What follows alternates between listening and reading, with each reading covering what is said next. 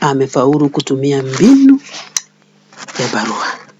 Sasa swali ni unafaa kueleza matumizi ya barua katika nguu za jadi umuhimu.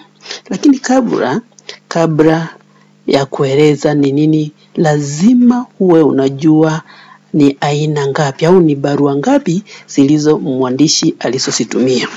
Kwa hivyo katika nguu za jadi mwandishi ametumia barua 5.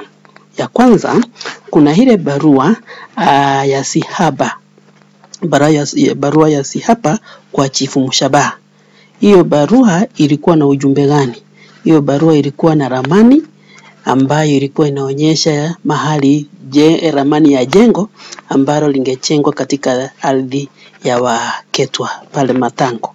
Kwa hivyo barua ya kwanza ni ile mwandishi alitumia kutuonyesha jinsi unyakuzi wa ardhi unafanyika. Kwa hivyo kuna hiyo barua ya Sihaba kwa Chifu Mshabaha ya kwanza. Barua ya pili kuna barua ya Mtemelesulia kwa mkuu wa ardhi. Mkuu wa ardhi kuna barua alipata kutoka kwa Mtemelesulia. Ujumbe wa ile barua ulikuwa kwamba afisa huyo hakikishe kwamba cheti ghushi cha kumiliki ardhi ya Matango kiko tayari. Kwa hivyo hiyo ni barua ya pili, barua ya Mtemelesulia kwa mkuu wa ardhi. Barua ya tatu ni barua ya msajili wa ardhi aliyomwandikia Mshabaha.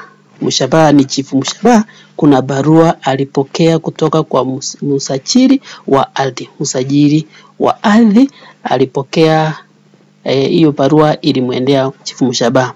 Ujumbe wa barua ile ilikuwa niko kwamba Chifu Mshabaha ahakikishe kwamba baada ya wana Matango kutoka pale kanisani na kuja kukita hema kule kwao Matango, Chifu Mshabaha sasa alifaa kuhakikisha kulingana na ujumbe wa ile barua, alifaa kuhakikisha wakati wa uchaguzi ukikaribia watu wote wafukuzwe ili wasipate kujiandikiza. Kwa hivyo hiyo ndio barua ya 3. Barua ya 4 ni barua ya mwanamke ambaye hakuwa anajua kuandika. Kuna barua ambayo mwanamke fulani alimwandikia Mrima akimshukuru kwa kumpa pesa kila siku, lakini tunaambiwa kwamba barua hiyo ilikuwa imeandikwa vibaya, imeandikwa maandishi ambayo iko funny.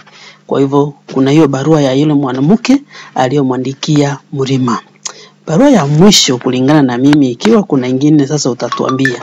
Barua ya mwisho ambayo nimechunguza nikapata ya mwisho ni barua ya Chifu Mshabaha. Kuna barua Chifu Mshabaha alimpea Mrima. Barua hii ilikuwa imejaa pesa na ilikuwa na karatasi fulani. Lakini lengo kuu la hii barua ya Chifu Mshabaha kwa Mrima ilikuwa ni hakikishe amemfanyia Sagiru kampeni ya kutosha ili wapate kumpiku mwamba. Sawa sawa. Kwa hivyo barua hii ya Chifu Mshabaha ilifaa kwa Mrima ilikuwa tu ni hongo kwamba awafanyie Mtemelesulia kampeni na amfanyie Sagiru na hakikishe kwamba hakikishe kwamba kwanza pale Matango kwamba Sagiru ndiye anashinda. Kwa hivyo ilikuwa hiyo. Kwa hivyo kuna barua ambazo nimekutajia ambazo ni 5. Kwa hivyo katika barua hizi 5 unaposifahamu hivyo unajua kihini ya kuandika ile barua ilikuwa nini. Sasa tunapokuingia kwa hili swali unaweza kujibu maswali vile yanahitajika. Kwa hivyo ngoja tuangalie hili swali.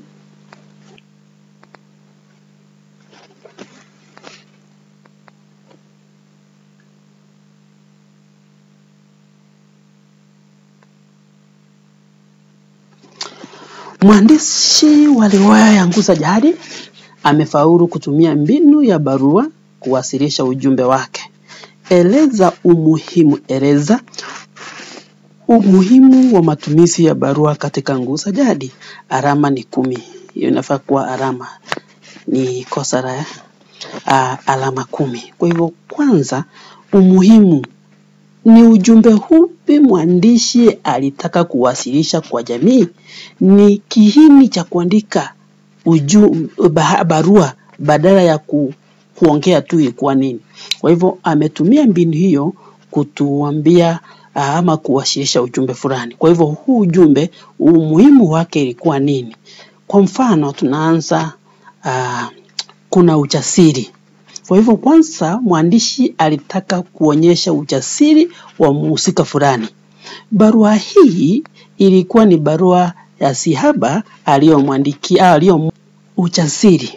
Barua ya Sihaba aliyompa Chifu Mshabaha ambayo Mangwasha aliidurufu inaonyesha ujasiri. Kwa hivyo mwandishi alitaka kuonyesha ujasiri kupitia kwa barua hiyo, kwamba Mangwasha licha ya kujua kwamba kulikuwa na hatari kuenda kudurufu ile barua hiyo Mangwasha alienda nayo na akapata kuidurufu kwa sababu ilikuwa na ushahidi muhimu ambao walihitaji katika kesi yao. Kwa hiyo barua hiyo inaonyesha ujasiri wa Mangwasha. Alichukua barua hiyo kwa Mshabaha, kwa afisi yake hapo kwa Mshabaha, hata kama alijua kwamba angeshikwa mambo yangemwendea segemnege. Licha ya kuwa alijua hatari hiyo kwa hapo, hakusita bali alichukua barua ile na akaenda akairudufu ili waende kuitumia kama ushahidi. Kwa hivyo tunaona hapo ujasiri wa Mangwasha. Vile vile hapo tunaona unyakuzi wa ardhi katika barua hiyo. Barua ya Sihaba aliyompa Chifu Mshabaha ambayo Mangwasha alidurufu ilikuwa na ramani ya jengo kubwa ambalo lingejengwa Matango kwa ardhi ya wana Matango. Tunaona kwamba kuna unyakuzi. Kwa hivyo alitaka kutueleza kwamba umuhimu wa barua hii ni kuonyesha kwamba kulikuwa na unyakuzi ambao ulikuwa umepangwa, kwa sababu barua hii ilikuwa na ramani ya jengo kubwa ambalo lingejengwa pale Matango kwa ardhi ya Waketwa. Sawa sawa. Matumizi mabaya ya mamlaka. Kuna matumizi mabaya ya mamlaka. Haya yanatokea wapi? Kwa hivyo mwandishi alitaka kutumia barua kuonyesha jinsi viongozi wanatumia mamlaka visivyo. Tunamuona kuna katika hii barua ya Mtemi kwa mkuu wa ardhi, kuna barua ambayo Mtemi Lesulia alimwandikia mkuu wa ardhi. Afisa huyo alifaa kufanya nini? Barua hile ilikuwa na ujumbe upi? Kwamba huyu mkuu wa ardhi ahakikishe kwamba cheti gushi cha kumiliki ardhi ya Matango kimetolewa. Kwa hivyo kwa sababu ya mamlaka ambayo Mtemi Lesulia ako nayo, anatumia mamlaka yake vibaya kuhakikisha kwamba cheti cha gushi cha ardhi cha kumiliki ardhi ya Matango kimepatikana. Kwa hivyo ujumbe pale mwandishi alitaka kutuonyesha jinsi viongozi wanatumia mamlaka yao vibaya kunyanyasa wananchi. Ubinafsi au tunaweza ita ukatili. Barua ya msajili wa ardhi aliyomwandikia Mshabaha, Chifu Mshabaha, ilimtaka awafurushe watu waliokita mahema katika ardhi ya Matango ifikapo tarehe ya kusajili wapiga kura. Kuna barua ambayo Chifu Mshabaha alipokea kutoka kwa msajili wa ardhi. Barua hii ilikuwa na ujumbe kwamba, kumbuka kwamba baada ya wana Matango kufika pale kanisani waliletewa mahema na ilifaa waweke yale mahema katika nje ya kanisa pale, lakini wao walikataa wakarudi kwao. Licha ya kwamba walichomewa nyumba zao pale Matango, walirudi Matango na kuzimika zile hema pale, na wakasema tutakaa kwetu hapa na hizi hema tutakaa nazo hapa kwetu. Sasa barua hii ilihitaji kwamba Chifu Mshabaha inapokaribia wakati wa kusajili wapiga kura, Chifu Mshabaha ahakikishe wamefurushwa kutoka pale ili wapate wasipate kujiandikisha, kwa sababu lengo kuu Mtemi Lesulia anataka kuhakikisha kwamba asa Ronale hapati kura mingi pale, kwa sababu unajua Ronale alitoka pale Matango kwa sababu ni Mketwa. Sawa sawa. Kwa hivyo lengo ilikuwa kuhakikisha kwamba Waketwa hawajisajili kwa wingi inavyohitajika, wafurushwe wasipate kujisajili. Kwa hivyo ujumbe ni huo, ni ule ukatili ambao mwandishi alitaka kutoa ujumbe kupitia kwa barua hiyo. Kuna barua ya mwanamke ambaye alimwandikia Mrima, inaonyesha kutowajibika. Mrima hata hajawajibika. Barua ya mwanamke ambaye hakujua Kiswahili. Kuna barua ambayo mwanamke aliandika maandishi yakitoka chini yakienda juu, aliyomwandikia Mrima, inaonyesha kutowajibika katika ndoa. Kwa hivyo tunaona kwamba Mrima hakuwajibika katika ndoa, kwamba anaandikiwa barua na mwanamke mwingine nje ya ndoa. Mrima anatumia pesa nyingi kwa usherati huku familia yake ikiteseka. Mwanamke huyo alimshukuru Mrima katika barua ile kwa sababu ya kumpea pesa kila siku. Kwa hivyo Mrima hakuwajibika. Tunakumbuka jinsi Mangwasha watoto wake wanafaa nguo mararu, hawana pesa ya kununua vitabu kwenda shule, lakini tunamuona sasa Mrima anatumia pesa. Mwanamke anamwandikia barua ambaye hajui Kiswahili, anamwandikia kwamba asante na kushukuru kwa sababu unanipea pesa kila siku. Kwa hivyo tunaona huko ni kutowajibika. Kwa hivyo mwandishi alitaka kutumia barua ile kutuonyesha jinsi wanaume au bwana katika familia wale ambao hawawajibiki.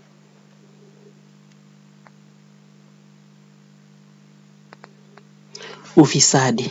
Barua ya Chifu Mshabaha kwa Mrima iliyokuwa juu ya kabati inaonyesha ufisadi. Kuna barua ambayo Mangwasha alipata juu ya kabati ambayo ilifanya Mrima atoe vitu vyote nje kuitafuta.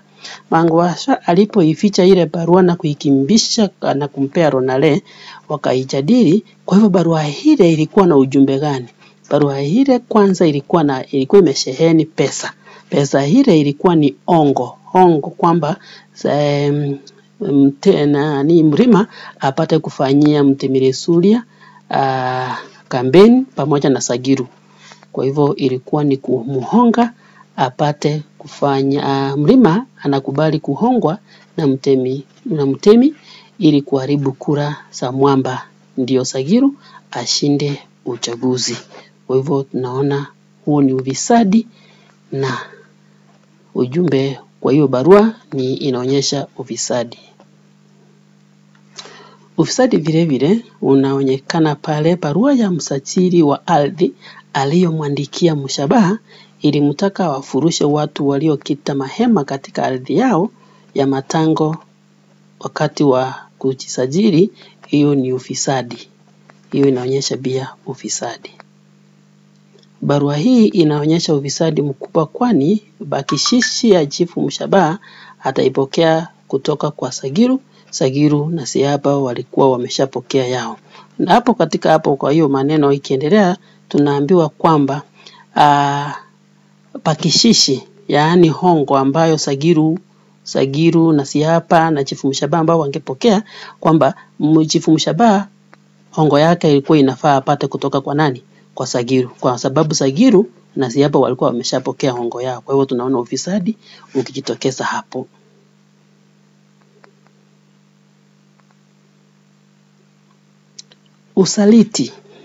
Usaliti katika ndoa.